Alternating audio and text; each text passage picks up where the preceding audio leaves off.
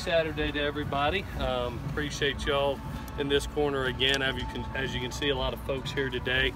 Great Nike clinic that we're having today, a sold out coaches clinic.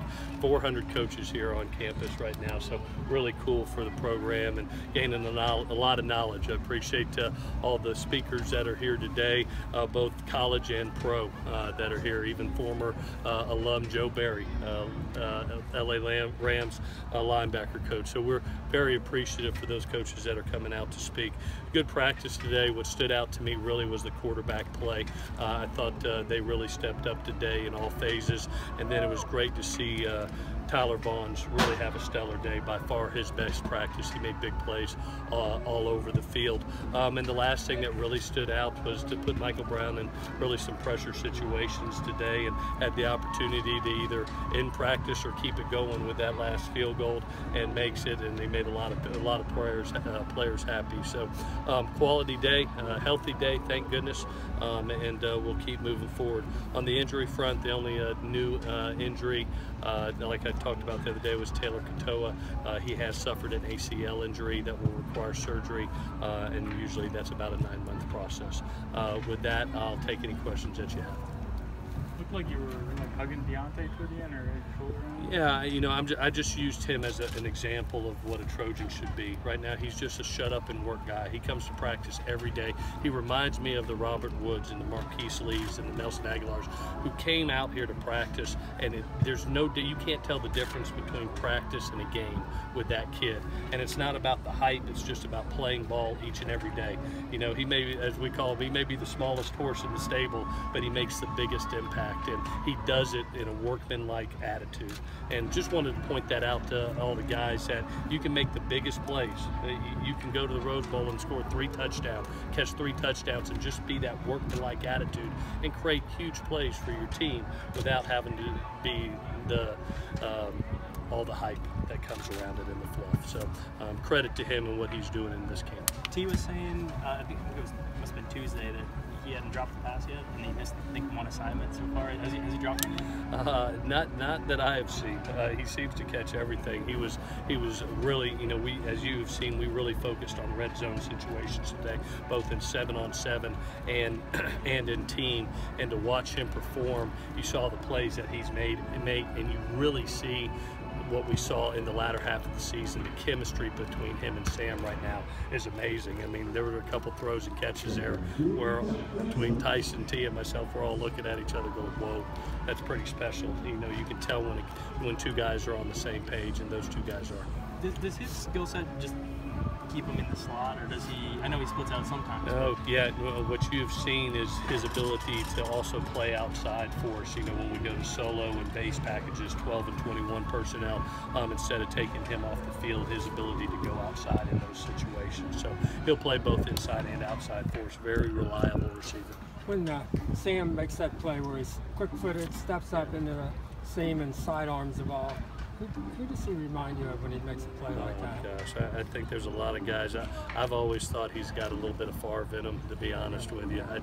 His creativity, his arm, his core strength to be able to make a throw like that, shuffling to your left and have that type of arm angle and throw. Brett was a great quarterback, not to say that Sam's at that level yet, but he has those type of attributes. How involved were you with finding the coaches to speak in these last 2 days? It was really between myself, Coach Clancy, knew a couple of the NFL coaches. Obviously, Nike helps us a little bit also. So the culmination of the 3 really brought in some quality guys, and really appreciate it. I mean, you're talking about a lot of unbelievable college coach speakers as well as NFL, and for that you see what comes out. What was, I don't know if you were there for it, but what was Coach Anderson's message yesterday?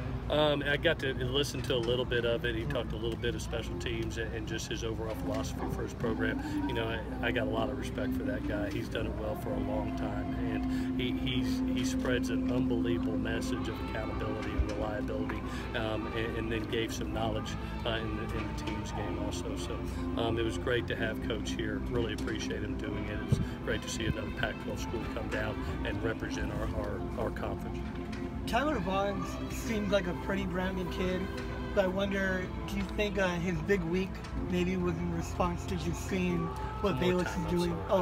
Tyler Vaughn? Yeah. Seems like a grounded kid, but Yeah. I'm wondering, because of what Bayless has been doing and Michael Pittman, do you feel like part of him kind of felt like he had to respond to that? Yeah, you know, one of the things that I love about this field and what this university brings is competition. And when you look at the amount of talent that's across the board, you know, if you want to get on the field, you better play up to an expectation level where the bar is set, and the bar is set pretty high. You know, when you talk about, you know, Deontay and Daniel and now Velas stepping up, and you want to make those type of plays, and you expect that from them.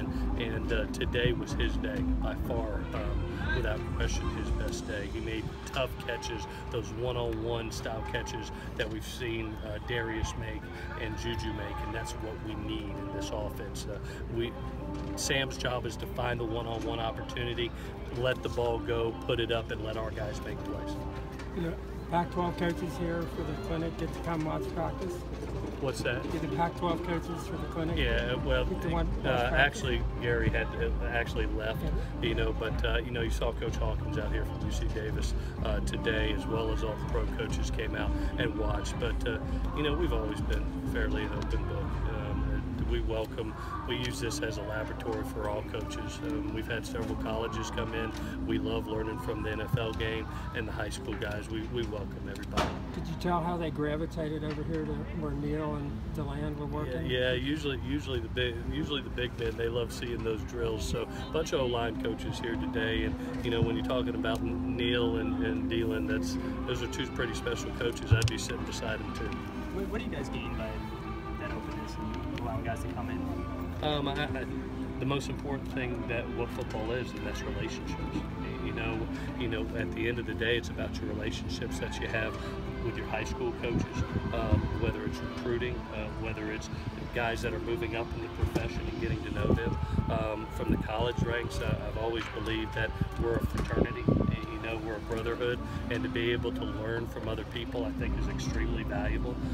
You know, my dad always taught me, if you're staying stagnant and somebody's passing you by, you better be learning some things from other people. So I don't mind talking to other folks, and then anytime that you can get around the best of the best in the NFL, you better listen and learn, because everything that we dream about, they've done. You know, so coaching fraternity is pretty special. It's a high-risk job as it is, and we all kind of support each other. I've always believed that. Is there a timeline on Rojo and Ware and a couple of the offensive linemen? Yeah, you know, Rojo actually got more work today. He got 9 periods. You know, he's coming off a little bit of a turf toe. We got a little bit of an orthotic on that toe with a new shoe, and hopefully that's working. It got him from period 3 to period 9 today. You know, Sed is with that ankle a little bit more hesitant. He is doing change of direction now. I think he'll do some individual next week. I don't know if he's quite ready for team yet. But Rojo should be by next Tuesday. I'm hoping get 3/4 of practice. How about Cam Smith? Cam should be back. You know, he got individual today. The neck is feeling better. I would expect him back on Tuesday. Meaning Michael Brown will kick next year. How did he look in those pressure situations? Really good today. I'm going to tell you, in all team situations that we were down there, I think he was 9 out of 10 in the field goal period that we have, and then he hit every one in the team red zone period, and especially the one where everybody's around you, counting on you to come through to make that kick. He had a good day. That's why he broke us down today. All righty, guys. Thank you.